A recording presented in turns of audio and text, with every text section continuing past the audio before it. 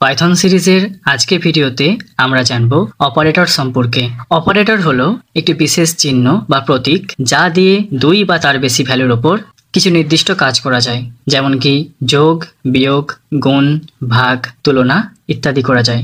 এখানে এ আর বি এর ভেরিয়েবলের মধ্যে দুটো ভ্যালু রয়েছে আর নিচে এখানে প্রিন্টের মধ্যে এ প্লাস বি রয়েছে।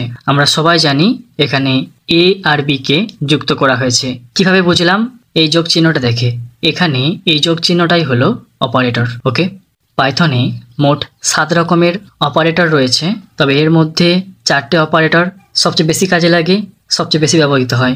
সো এই 4টে অপারেটর হলো arithmetic operator, assignment operator, comparison operator এবং লজিক্যাল অপারেটর।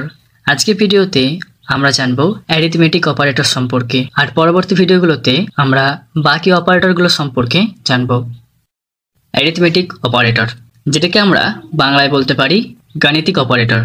বেসিক গাণিতিক সমাধানের জন্য আমরা সাধারণত যে চিহ্নগুলো ব্যবহার করে থাকি, যেমন কি অ্যাডিশন বা যোগ, সাবস্ট্রাকশন বা বিয়োগ, মাল্টিপ্লিকেশন বা গুণ, ডিভিশন বা ভাগ, ফ্লোর ডিভিশন এটাও এক ধরনের ভাগ, দুটো ডিফারেন্স একটু পরে আমরা জানবো, মডিউলাস বা ভাগশেষ এবং পাওয়ার বা ঘাত। এগুলোই হলো অ্যারিথমেটিক অপারেটর বা গাণিতিক অপারেটর। মনে রাখবেন, পাইথনে অ্যাস্টিক বা স্টার চিহ্ন দিয়ে গুণকে প্রকাশ করা হয়। সাধারণ যে গুণের চিহ্ন বা ইনটু আমরা গুণ করতে ব্যবহার করে থাকি, সেটা কিন্তু এখানে ব্যবহার করা যায় না। এখানে আমাদেরকে অ্যাস্টিক বা স্টার চিহ্ন দিয়েই গুণকে বোঝাতে হবে।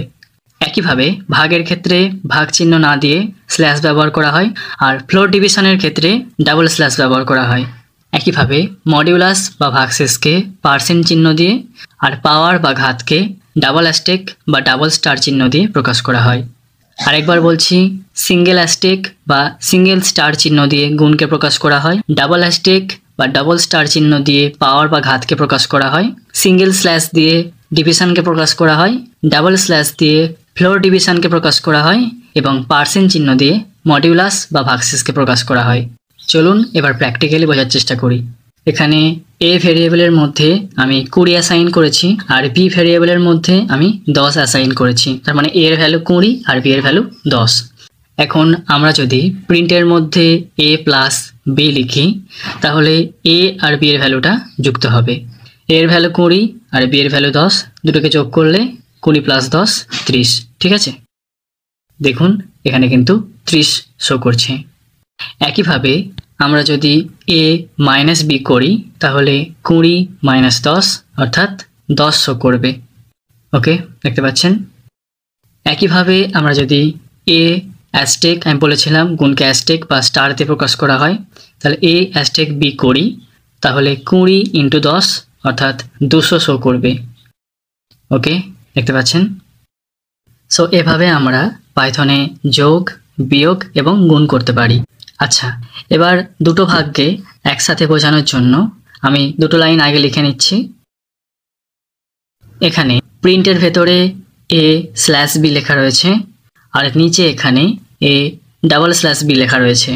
এখন আমরা জানি 20কে 10 দিয়ে ভাগ করলে 2 উত্তর হয়। সিঙ্গেল স্ল্যাশ দিলে উত্তরটা কিন্তু ফ্লোট ভ্যালু বা দশমিক সংখ্যায় আসবে, যেটা হচ্ছে 2.0, আর ডাবল স্ল্যাশ দিলে উত্তরটা কিন্তু ইন্টিজার বা পূর্ণ সংখ্যায় আসবে, যেটা হচ্ছে 2। এখানে কিন্তু দশমিকের পরের সংখ্যাগুলোকে ধরা হয় না। রান করছি, দেখুন এখানে কিন্তু প্রথমটাতে 2.0 আর নিচেটাতে শুধু 200 করছে। আর একটা উদাহরণ দিচ্ছি। ওকে, তো এখানে এ এর ভ্যালুটাকে আমি চেঞ্জ করে 12 করে দিয়েছি। এখন আমরা জানি 12কে 10 দিয়ে ভাগ করলে 1.2 উত্তর হয়।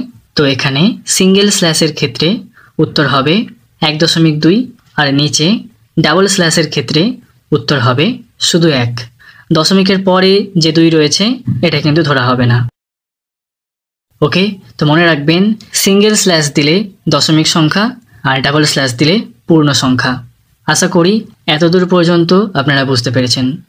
আমার অনেক দাদা ভাইয়েরা ভাবছে জীবনে অঙ্কটাকে সিরিয়াসলি নিইনি, কিন্তু আজকে এই পাইথন শেখার চক্করে সব শিখতে হচ্ছে। যাই হোক, এবার আমরা যদি এখানে এ মডিউলাস বি লিখি, তাহলে এ এর ভ্যালুকে বি এর ভ্যালু দিয়ে, অর্থাৎ 12কে 10 দিয়ে ভাগ করলে যে ভাগশেষটা পাওয়া যাবে সেটাই হচ্ছে মডিউলাস 12কে 10 দিয়ে ভাগ করলে 10 একে 10, তার মানে 2 পড়ে থাকবে। এই 2টাই হচ্ছে মডিউলাস বা ভাগশেষ। রান করে দেখাচ্ছি, দেখুন এখানে কিন্তু 200 করছে। একইভাবে আমরা যদি a এর ভ্যালুকে চেঞ্জ করে 11 লিখি তাহলে 10 একে 10, ওকে, তাহলে এই ক্ষেত্রে কিন্তু 1 ভাগশেষ থাকবে। ওকে, দেখতে পাচ্ছেন এখানে কিন্তু 100 করছে। যাই হোক, এবার আমরা জানবো অ্যারিথমেটিক অপারেটরের শেষ অপারেটর সম্পর্কে, যেটা হচ্ছে পাওয়ার অপারেটর। এখানে দেখুন আমি a এর ভ্যালু 3 নিয়েছি আর b এর ভ্যালু 2 নিয়েছি।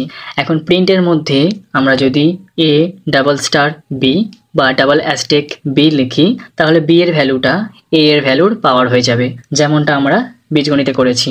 যারা পাওয়ার সম্পর্কে জানেন না তাদেরকে একটু বুঝিয়ে বলছি। এখানে 2 এর মাথায় 3 লেখা আছে, এই 3টাই হচ্ছে 2 এর পাওয়ার বা ঘাত। এর মানে 2কে 3 বার গুণ করতে হবে, 2 গুণিত 2 গুণিত 2, ওকে, উত্তরটা হবে 8। যেটা পাওয়ারে থাকবে মূল সংখ্যাকে ততবার গুণ করতে হবে। এখানে যেহেতু 2 এর মাথায় 3 লেখা ছিল তাই 2কে 3 বার গুণ করতে হয়েছে। ঠিক একইভাবে আমরা যদি এখানে 3 এর পাওয়ার 5 দিই তাহলে 3কে 5 বার গুণ করতে হবে, ওকে। এখানে আমরা a এর ভ্যালু 3 নিয়েছিলাম আর b এর ভ্যালু 2 নিয়েছিলাম, তার মানে 3 এর পাওয়ার 2, অর্থাৎ 3কে 2 বার গুণ করতে হবে। 3 3-এ গুণ করলে 9, ওকে। রান করে দেখাচ্ছি, দেখুন এখানে কিন্তু 9 শো করছে। আশা করি অ্যারিথমেটিক অপারেটর সম্পর্কে আপনাদেরকে বোঝাতে পেরেছি। যদি কোনো জায়গায় বুঝতে অসুবিধা হয় নিচে অবশ্যই কমেন্ট করে জানাবেন। সো এই ছিল আজকের ভিডিও। নেক্সট ভিডিওতে আমরা জানবো অ্যাসাইনমেন্ট অপারেটর সম্পর্কে। সো আজকের জন্য এতটাই।